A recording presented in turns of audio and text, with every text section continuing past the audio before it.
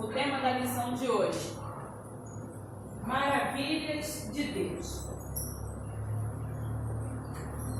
Esse é o tema.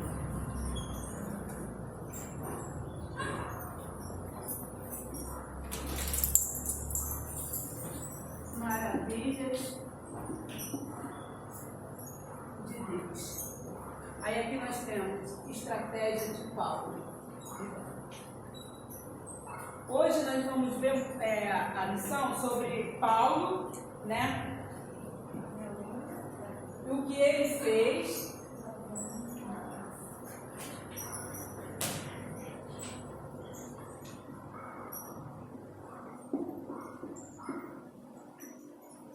O que ele fez. E vamos ler o texto bíblico, ou os textos bíblicos, né? Porque mais de um. E conforme nós formos lendo, os irmãos vão participando.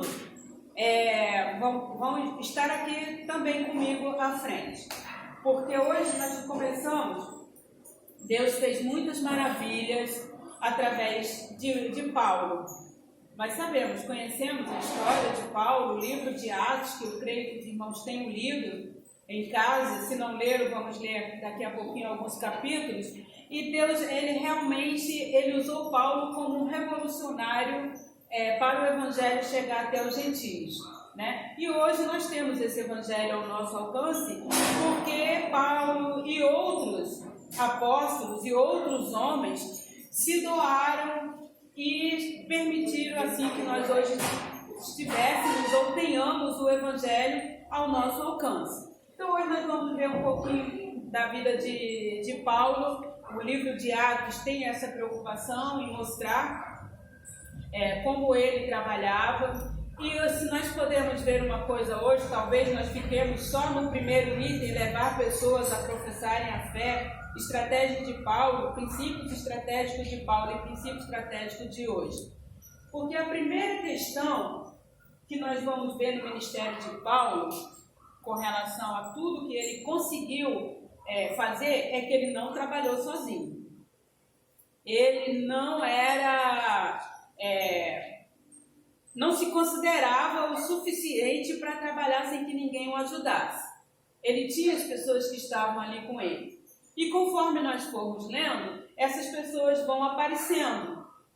E aí nós vamos ver como Deus trabalhou na vida deles. Então o primeiro texto que nós vamos ler é Atos 14. Atos 14.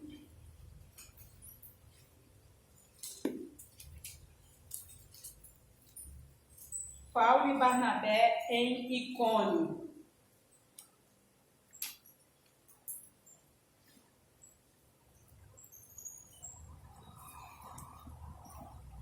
Podemos ler? Então vamos lá.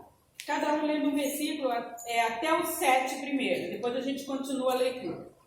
Em Icônio, Paulo e Barnabé entraram juntos na sinagoga judaica e falaram de tal modo que veio a crer grande multidão, tanto de judeus como de gregos. Mas os judeus incrédulos incitaram e irritaram os ânimos dos gentios contra os irmãos. Entretanto, demoraram-se ali muito tempo, falando alvorosamente no Senhor, o qual confirmava a palavra da sua graça, concedendo que a mão dele se fizessem sinais e prodígios. Mas dividiu-se o povo da cidade. Uns eram pelos judeus, outros pelos apóstolos. E havendo um motim, tanto dos judeus como dos gentios, com seus principais para insultarem e apedrejarem. Quando Paulo e Barnabé souberam disso, fugiram para Lista e Derbe, cidade do distrito de Icônia e para a região dos Ímpios. E ali pregavam o evangelho. Ok. Então, a primeira aparição de Paulo no texto de hoje, não no livro de Atos, porque Paulo já entra no livro de Atos desde o capítulo 9, quando ele se converte na estrada de Damasco. Mas na leitura de hoje, a primeira aparição dele se dá lá em Icônio, né? uma cidade por onde ele passou, e ali ele já não foi sozinho. Ele foi com quem? Com Barnabé. Aí quem era Barnabé? O que nós sabemos de Barnabé? Nós sabemos, por exemplo, que Barnabé foi aquele que aceitou Paulo primeiramente antes de qualquer outro. Quando Paulo se converteu e se apresentou aos discípulos, todos eles ficaram com o quê? Com medo. Afinal, Paulo era conhecido por ser aquele que matava, prendia e matava. Mas Barnabé, ele se ajuntou a Paulo, ele recebeu Paulo, ele aceitou Paulo e ele foi um companheiro de viagem para Paulo por algum tempo. Depois, por conta de João Marcos, eles fizeram racha, mas isso depois foi resolvido. Então, nós temos lá em Icônio, né? O que ele fez ali? O que aconteceu ali em Icônio?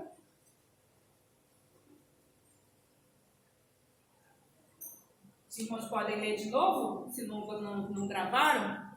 E alguém... Anunciaram o evangelho. Sim, mas qual foi o resultado desse anúncio? Um motim? Em Icônio, Paulo e Barnabé entraram juntos na sinagoga judaica e falaram de tal modo que veio o quê? Então, o primeiro resultado, qual foi a maravilha que Deus fez em Icônio? Grande multidão se converteu. E qual foi a estratégia de Paulo ali? Ir na sinagoga. Foi lá na sinagoga ensinar. Ele sabia que estava correndo risco? Sabia, claro que sabia. Afinal, ele era um perseguidor anteriormente, ele conhecia isso, esse lado. Mas ele foi lá, pregou, Icônio. Gente, a minha letra no quadro é pregou e houve conversão.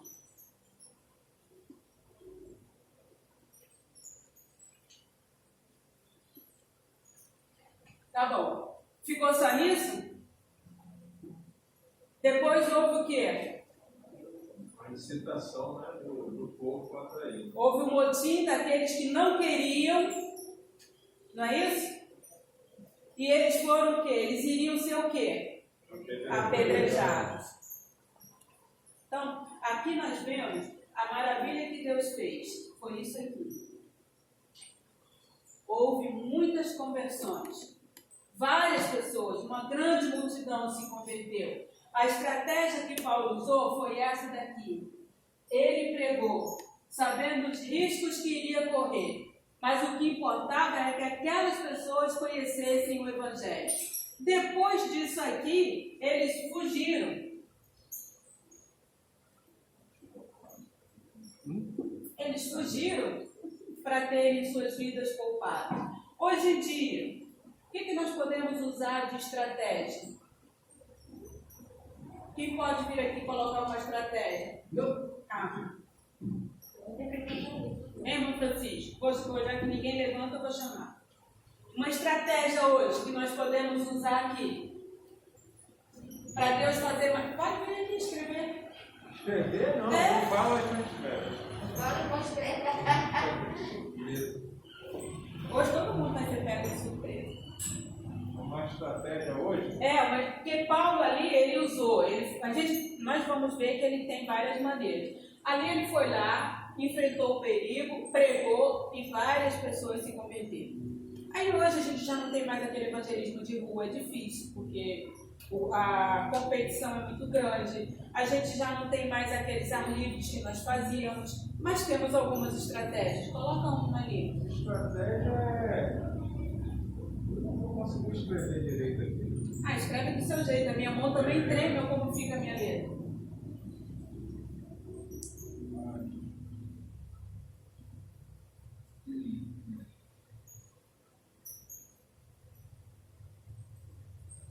Aproveitar.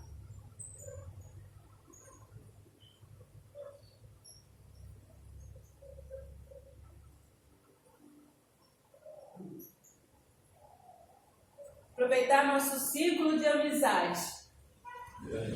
Eu tenho uma que aconteceu momento, atualmente. Né? Você já vem, só um minutinho. Então, uma estratégia que nós podemos hoje, aproveitar o nosso ciclo de amizade. Aí o que nós temos a nosso favor? Fala, Luiz.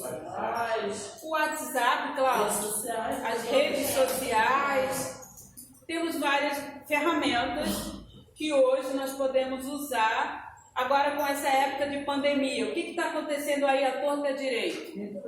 As lives, né? Todo mundo, toda hora que eu entro no meu Facebook, tem alguém ao vivo. É o pastor fulano de tal, é o seminarista tal, é o grupo tal, enfim. Toda hora tem. A gente nem consegue acompanhar de tantas que são. E dentro disso daí, alguns líderes... dentro disso daí, alguns líderes, às vezes com uma igreja minúscula, vamos dizer, uma igreja com 30 membros que ele tem, ele viu a possibilidade de programar a palavra do Senhor para milhares de pessoas. Exatamente. Então tem líderes que estão dando, eu acho que nem vai acabar.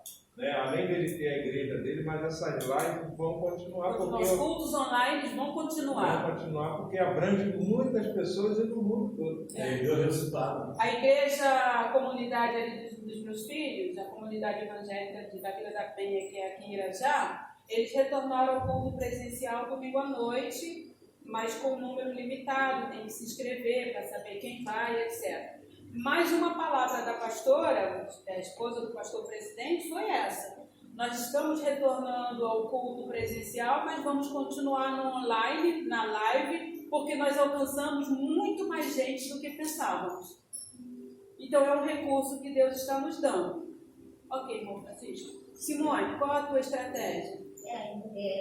Exatamente isso também que aconteceu comigo, né? Tem que escrever ali, então. É a mesma? Então, Não, a amizade é a mesma, porque aconteceu comigo agora, né? Uma amiga minha lá de Minas, provavelmente você Simone, eu estou utilizando há bastante tempo.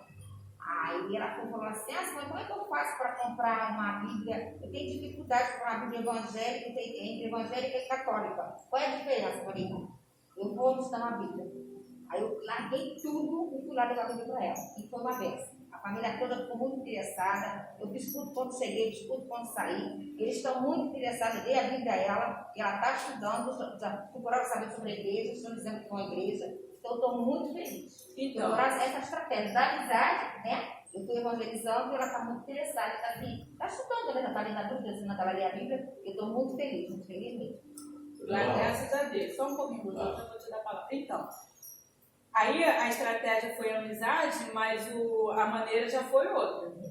Viu a necessidade da pessoa, era aquilo que iria satisfazê-la naquele momento, então foi lá e ofertou a Bíblia. Isso assim muda a diferença. Assim, Deus ela deixou muitas enfermidades, o problema, o marido estava desempregado, e foi muitos milagres. Só nessa semana eles têm ligado para mim, Simone. Falei, Deus é maravilhoso, Deus cuida da gente nos mínimos detalhes, como eu falo sempre. Né? É isso aí. Deus cuida da gente nos mínimos detalhes. Estão muito felizes, está acontecendo muito milagre na vida deles. Amém.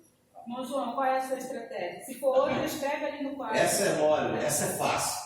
Eu sou estrategista mesmo. Então vai lá, bota a sua. Não, posso falar primeiro? Não, escreve e depois explica. Brincadeira, hein? Isso aqui funciona mesmo? Ele gosta de encrenca, né? Vamos lá. Aproveito. Mas eu não tenho quadro. Aproveito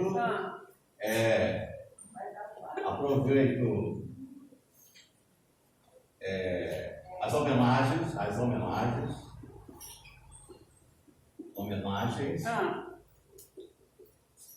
Os aniversariantes, 2 aniversariantes. Isso as minhas amizades e minha parentela, tá? Aqueles que não são Cristo, que não tem Jesus ainda. Tá bom, escreve e depois fala aqui pra gente olhando.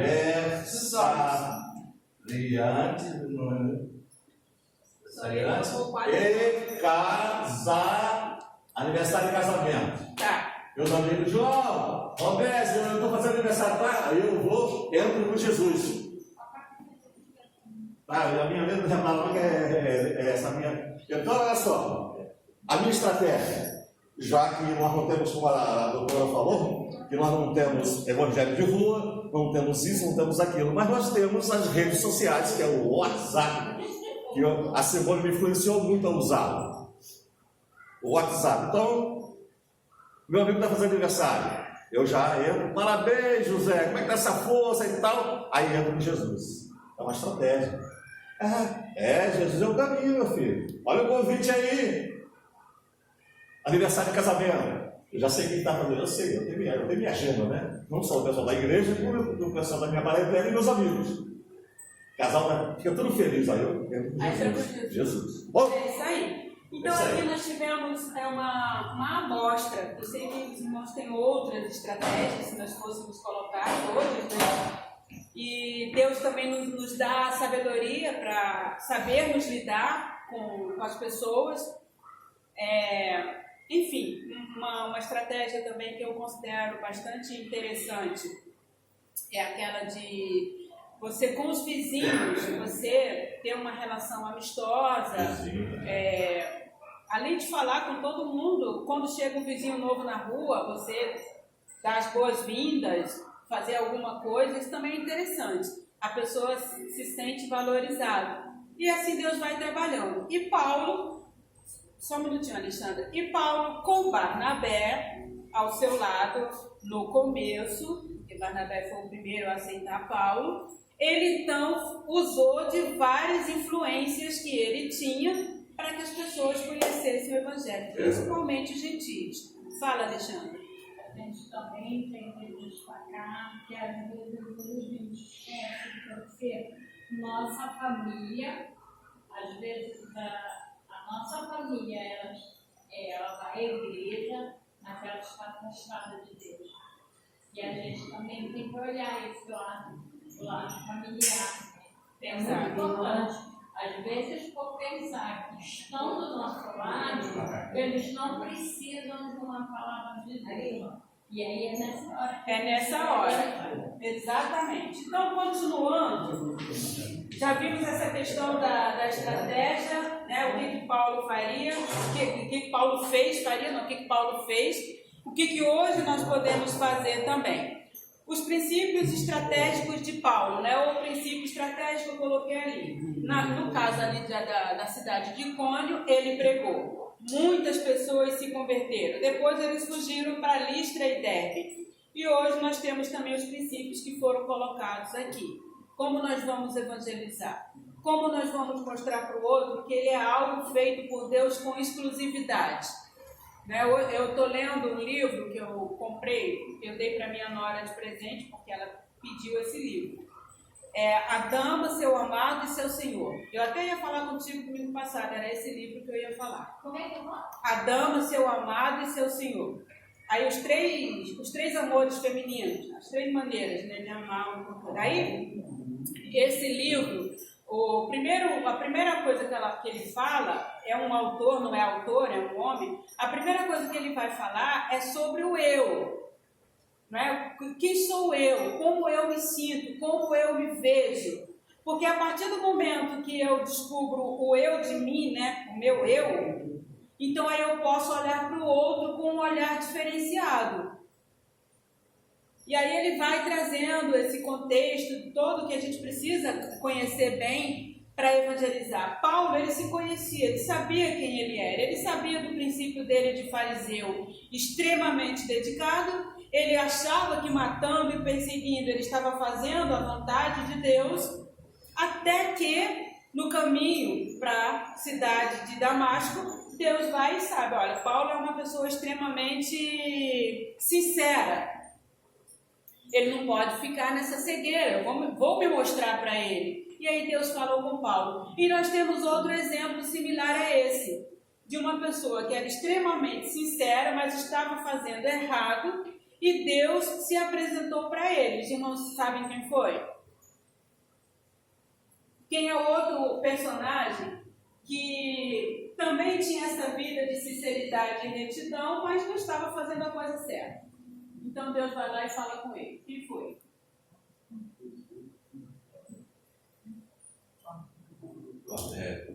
Cornélios ou Cornélio, depende da tradução. Isso mostra que Deus, ele se revela. quando a pessoa é sincera, quando a pessoa está buscando, ainda que esteja no lugar errado, mas Deus vai se mostrar em algum momento. Acontece muito com a gente isso, né? Acontece. Eu vou compartilhar aqui em poucos minutos.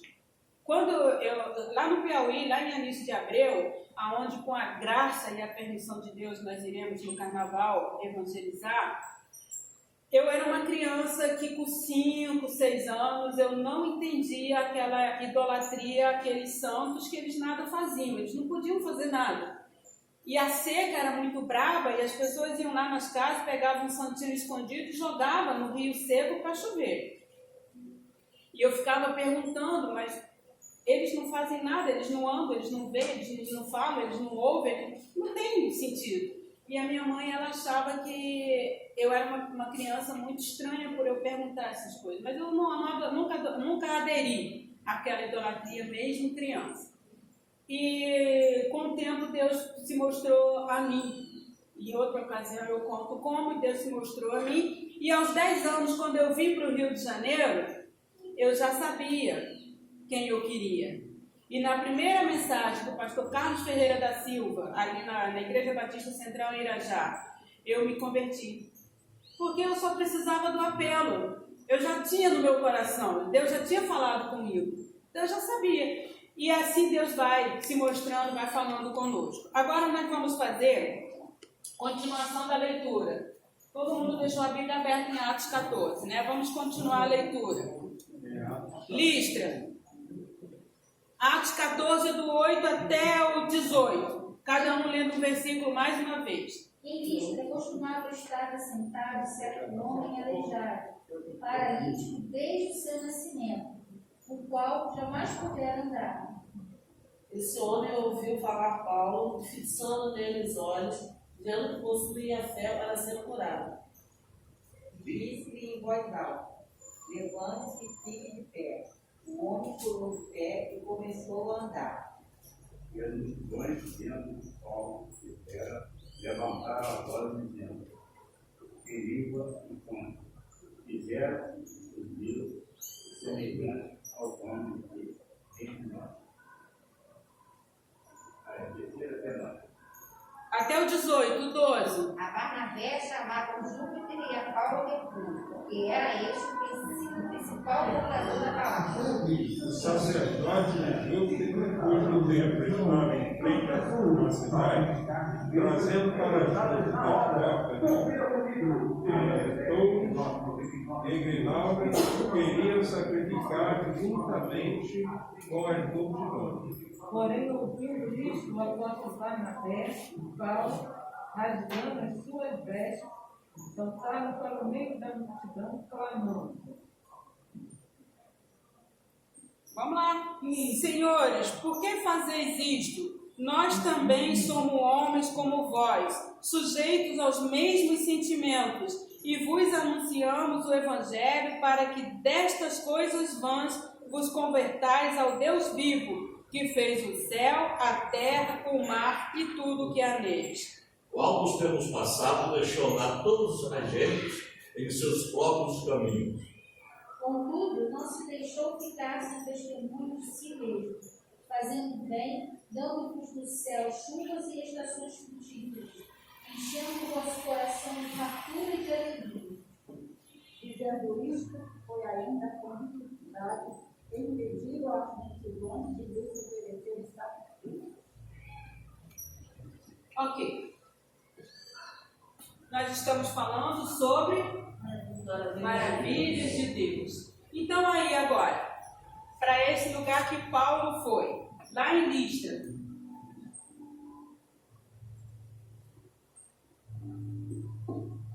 Luiz, por favor, o que aconteceu em Listra? Vem aqui.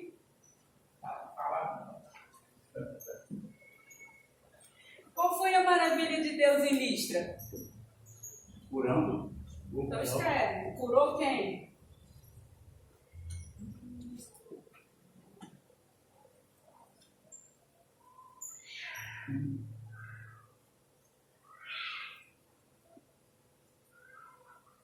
Um Lzinho. Isso. Deus curou um homem. Mas Deus curou através de quem? Sim, mas quem foi o instrumento? Paulo. Paulo viu que ele tinha fé para ser curado e diante da fé do homem, não dele, Paulo, porque Paulo já sabia quem era Jesus, ele já conhecia, mas diante da fé daquele homem, ele olha para ele e diz: levanta-te e anda. Paulo ali foi muito ousado. Foi ou não foi? Ousado.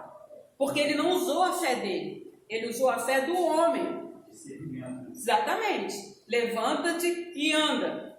E aquele coxo imediatamente saltou e andou. Essa foi a primeira maravilha que Deus fez ali na cidade de Listra. Mas, continuando, o que mais que houve ali? Deus chamou para ser frutíferos. Deus chamou. Antes, em Listra. Adoração, né? Adoração ao homem. Aquelas pessoas, elas estavam tão cegas na sua idolatria, que viram Paulo e Barnabé como quem? Deuses. O que eles falaram? Olha, se esse homem que era coxo voltou a andar, os deuses se fizeram materializados, estão entre nós. Júpiter não, gente. Não, na minha tradução está Zeus e Hermes, que deve ser o mesmo então. E aí, aonde nós vemos que Paulo realmente era um instrumento do Senhor? Ele e Barnabé. Não assumiu essa honra. Eles somos sujeitos às paixões, somos sujeitos nós somos humanos. Ao contrário, ele logo falou. Ao contrário de hoje, né, que alguns assumem essa honra todinha para si. Exatamente. O que nós vemos aí? Dois homens muito humildes diante de Deus. Porque naquele momento, se eles são homens que estavam interessados na própria glória, eles aceitariam aquela idolatria. Com certeza. Mas eles não estavam ali à procura disso. Eles estavam à procura das maravilhas de quem? De Deus. E aí então eles dizem: não, nós somos homens como vocês. E nós viemos aqui para quê? Para mostrar para vocês que essa idolatria é vã. É isso que a gente quer, como que a gente vai aceitar? Mesmo assim, eles queriam oferecer sacrifícios. E o sacerdote de Zeus foi lá e levou a multidão toda ali querendo sacrificar eles dois. E então eles conseguiram, depois de algum tempo, com outras pessoas que chegaram, conseguiram tirar aquilo da cabeça daquelas pessoas. Mas aí nós vemos um momento em que a estratégia do apóstolo Paulo, a estratégia de Barnabé, e Paulo principalmente ao curar aquele homem com o poder da fé dele, o poder de Deus operando na fé daquele moço. A multidão vendo aquilo, achando que os deuses tinham se materializado, que agora eram duas pessoas que estavam entre eles. E Paulo continua firme na sua postura junto com Barnabé. Não, nós viemos aqui, só um minutinho, nós viemos aqui para mostrar que isso há um Deus, ou há o Deus, que é o Deus de Israel. Fala. É interessante, né, que para ele chegar, para juntar essa multidão, ali ele foi realizado um milagre, né? E hoje a estratégia que nós podemos usar, né, não digo nem estratégia, para chegar e falar da palavra do Senhor, esse milagre seria a nossa vida, o nosso testemunho. Então hoje há milagre, há. Mas a gente não vai chegar na esquina ali e chegar e fazer o milagre para todo mundo acreditar em mim. Mas se todos verem a nossa vida como um milagre, como era lá atrás, e como nós somos hoje, aí vai ajuntar essa multidão. Um autor sobre o evangelismo, ele diz o seguinte: se você acha que não sabe evangelizar, fale quem você era e quem você é hoje. Conte a sua experiência. Isso já é o evangelismo. Você já vai estar mostrando o poder de Deus na sua vida e que, consequentemente, vai agir na vida daquela pessoa se ela aceitar. Ok. Nós também tivemos A multidão que queria fazer ofertas e sacrifícios, eles não aceitaram. E depois disso, o que aconteceu com Paulo? Foi? Fala alto, Cláudio. Foi apedrejado. Jogaram pedras em Paulo. Olha que o homem foi curado. Olha que o evangelho foi pregado. E a reação daquelas pessoas foi de apedrejá-lo. E nós encontramos o que nisso? Paulo foi apedrejado e o que ele fez? Hã? Não, ele rasgou quando eles queriam adorá-lo. Mas ele foi apedrejado e qual foi a reação de Paulo? Acharam que ele estava morto, foram embora, ele se levantou, sacudiu a poeira e voltou para a cidade. E ali ele foi, falou, retornou para onde haviam passado, para fortalecer o ânimo deles. Uma coisa que eu acho muito interessante no ministério de Paulo era essa preocupação que ele tinha de que as pessoas que foram alcançadas pelo Evangelho fossem alimentadas espiritualmente. É algo que está faltando hoje, talvez, em nosso meio. As pessoas se convertem e a gente acha que se converteu, tá bom, acabou, não preciso, eu posso falar agora o que eu penso, o que eu quero, posso criticar o outro na frente, porque já se converteu mesmo, só que não é assim. A pessoa se converte, ela precisa ser alimentada. Paulo tinha essa preocupação, ele voltou para a cidade onde ele foi apedrejado para fortalecer quem? Aquela multidão que havia se convertido. Não é? Muitos foram contra ele, mas tinha gente ali convertida ao Evangelho e Paulo então vai e volta por amor àquelas pessoas. Continuando, vamos lá agora do 19 em diante. Sobrevieram, porém, desde a Antioquia, Icônio, investigando as multidões e apedrejando Paulo, arrastaram-se para fora da cidade, dando por morto. Rodeando, porém, os discípulos, levantou-se e entrou na cidade. No dia seguinte, partiu com Barnabé para Derbe. Tendo anunciado o evangelho naquela cidade, feito muitos discípulos, voltaram para Listra, Icônio e Antioquia. Confirmando os ânimos dos discípulos, exortando-os a permanecer na fé, pois que muitas tribulações nos importa entrar no reino de Deus.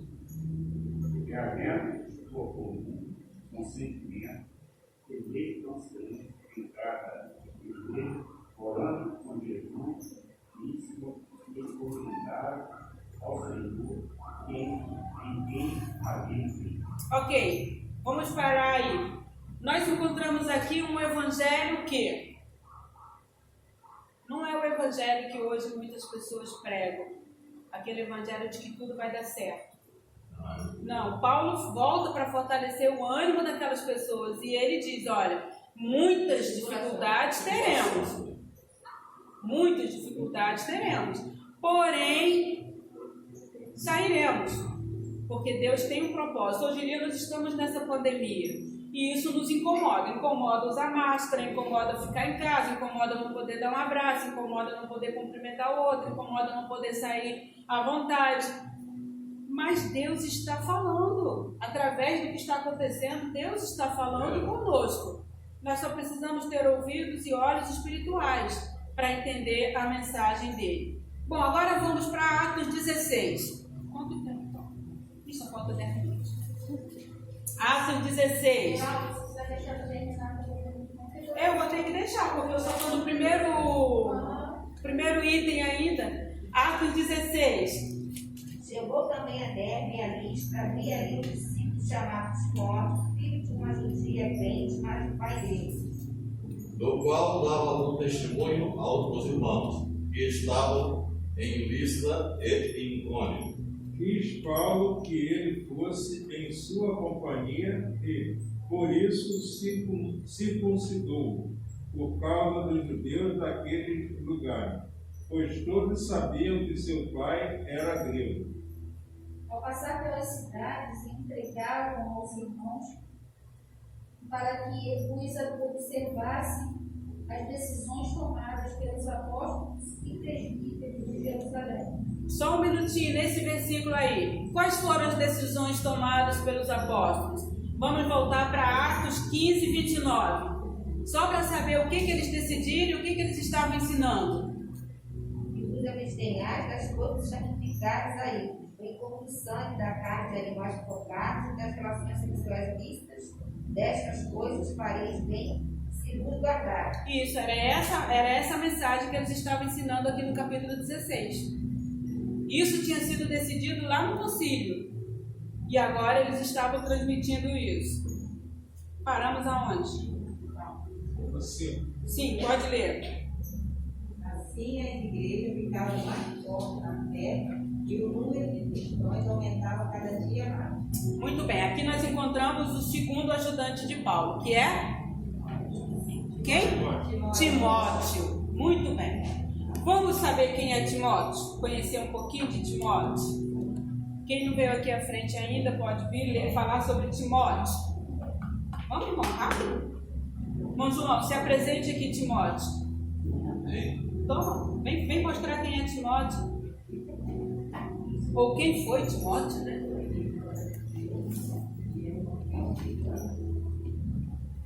Timóteo foi importante no ministério de Paulo. Vamos lá. Aqui, ó, Timóteo.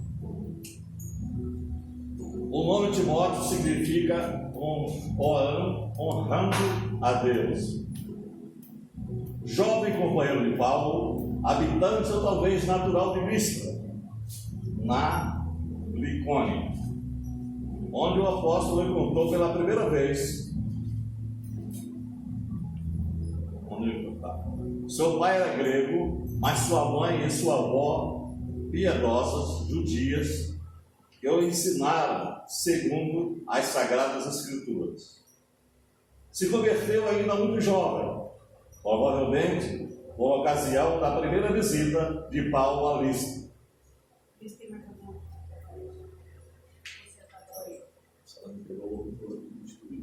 Mas hoje está todo mundo desprevenido, é assim. Eu deixo com a mão. Ele ajudou Paulo na fundação das igrejas de Filipos e da Tessalônica. Colaborou com Paulo também na igreja de Éfeso, onde foi bispo. Ok. Obrigado. Então, aqui de nada, eu que agradeço. Então, aqui nós temos, lá atrás, tivemos Barnabé. Agora nós encontramos Timóteo, um jovem. E qual foi o conflito quando Paulo encontrou Timóteo? Ele não era circuncidado. Ele não era circuncidado. O pai dele era grego. A mãe e a avó eram judias. Pregaram para ele, ele se converteu. Mas Paulo, que sabia do rito, sabia do valor, e para não ter confusão, resolve circuncidar Timóteo e o leva. Isso aí foi uma estratégia. Foi uma estratégia. Mais uma. Nós estamos falando das maravilhas, das estratégias. E aí, então, Timóteo acompanha Paulo. E ajudou em Éfeso, ajudou em Tessalônica, ajudou em vários lugares. E depois nós temos duas cartas de Paulo a Timóteo. E essas duas cartas são chamadas de cartas o quê? Pastorais. Pastorais. Porque Timóteo se tornou um jovem pastor da área, não de uma igreja apenas, mas da área onde ele morava. Como? Ele era pastor de todas as igrejas? Não. Havia outros pastores, havia Tito, havia outros. Porém, Timóteo era aquele que recebia de Paulo a orientação para repassar para os demais. E quando Timóteo recebeu essas cartas e foi um dos ajudantes de Paulo nessa situação, Paulo estava encarcerado. Então, Paulo não tinha como sair, não tinha como ir lá fortalecer o ânimo daquelas igrejas, não tinha como pregar, então ele usa a estratégia de colocar Timóteo, que foi um discípulo dele, como receptor daquela mensagem e levar para aqueles líderes locais e para as igrejas E de confiança, né? daquele momento. De confiança, com certeza, porque uma das coisas que a gente vê quando a gente entrar diretamente em Gálatas, que é a primeira carta daqui dessas lições, nós vamos ver que a briga de Paulo com os Gálatas era o quê? Rapidamente eles aderiram a outro evangelho que foi pregado quando ele saiu. Então tinha que ter alguém da extrema confiança dele, que realmente fosse falar o correto, para que ele tivesse certeza de que aquelas pessoas estavam recebendo o alimento realmente de Deus, não o alimento do homem, né, com as suas ideias. Então nós vemos aqui Timóteo, Silas, também apareceu Silas. Por favor, alguém sabe? Luiz, se apresente, você é o Silas.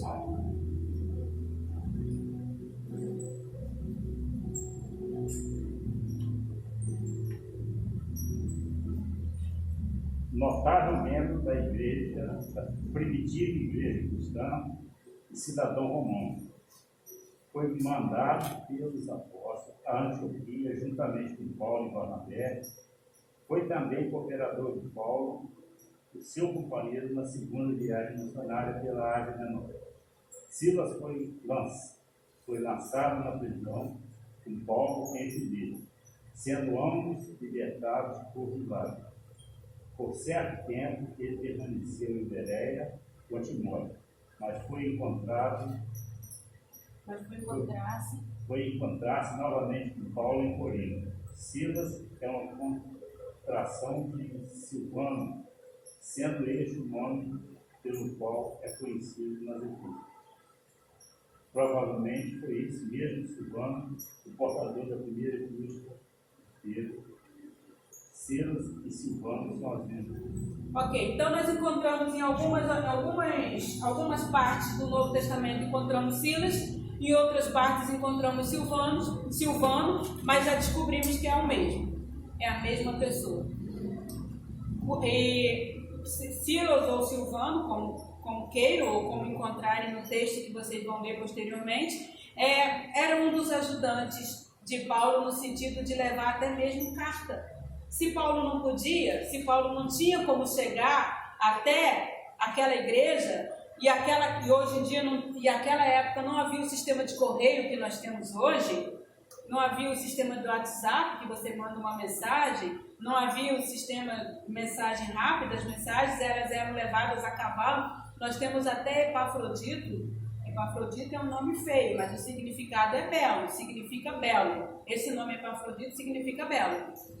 E Epafrodito, ele foi um ajudante de Paulo que quase morreu para entregar a carta, uma das cartas dele, foi a igreja de Filipos. Porque ele precisou andar a cavalo, precisou enfrentar a intempérie do tempo, precisou passar noites na estrada até chegar ao destino.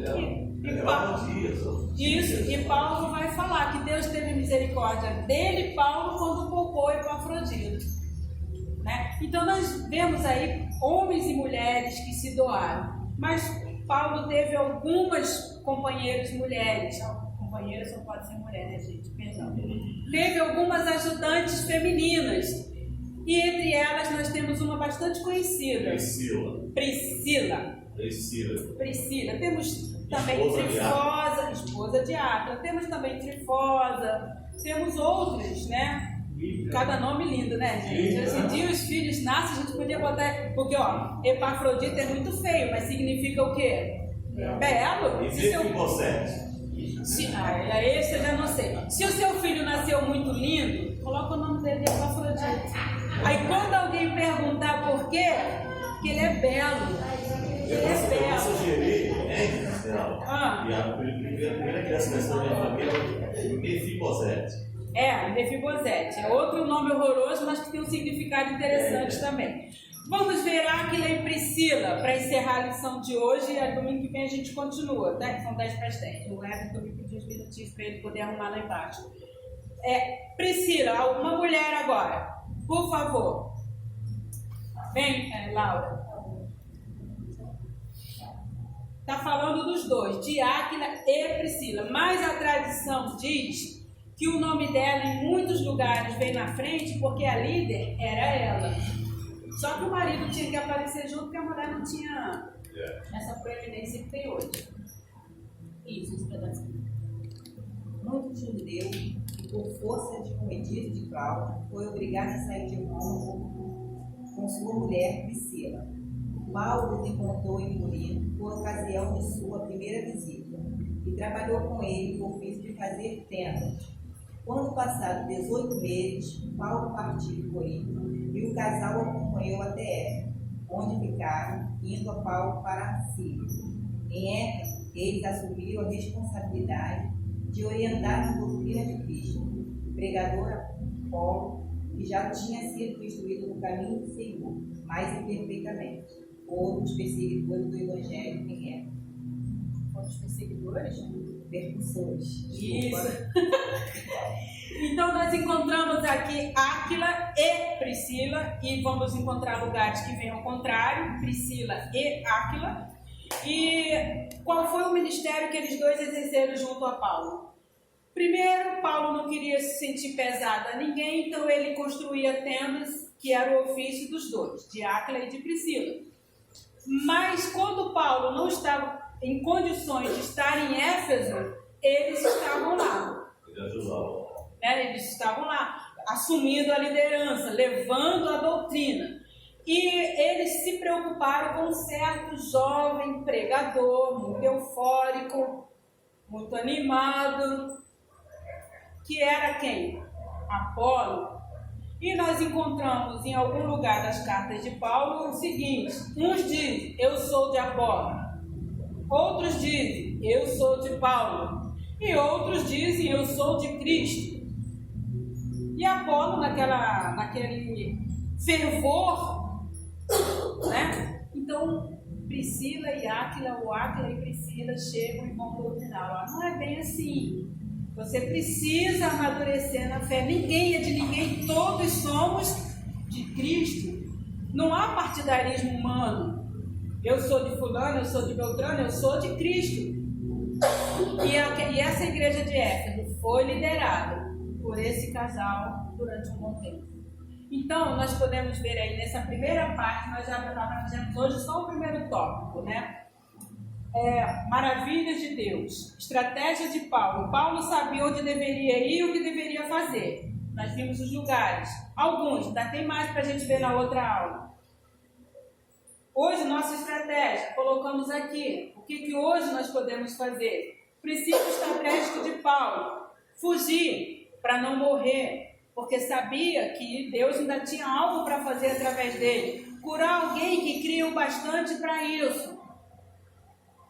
E princípio estratégico de hoje: usar as redes sociais, usar o que nós temos e outras maneiras que Deus vai mostrando para nós. E domingo que vem nós vamos dar continuidade então à lição. Tá tranquilo? Tá claro? Tá ótimo. Tá? Então vamos nos colocar de pé, vamos parar para encerrar.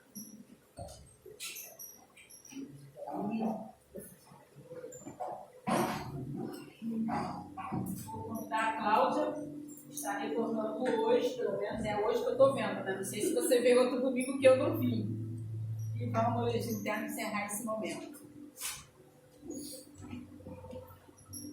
Senhor meu Deus, obrigado pela oportunidade que tu nos deste de estar na tua casa, para louvar e agradecer o teu santo e poderoso nome. Esteja abençoando, Senhor Deus, a vida, a saúde de cada irmão que pode estar aqui, aqueles que não podem, Senhor Deus, porque tu sabes o motivo. Continue, Senhor Deus, sarando a nossa terra, a nossa nação a cada dia. Continue nos abençoando, Senhor, por decorrer do culto que irá acontecer agora. Que eu lhe peço, Senhor Deus, em nome de Jesus. Amém.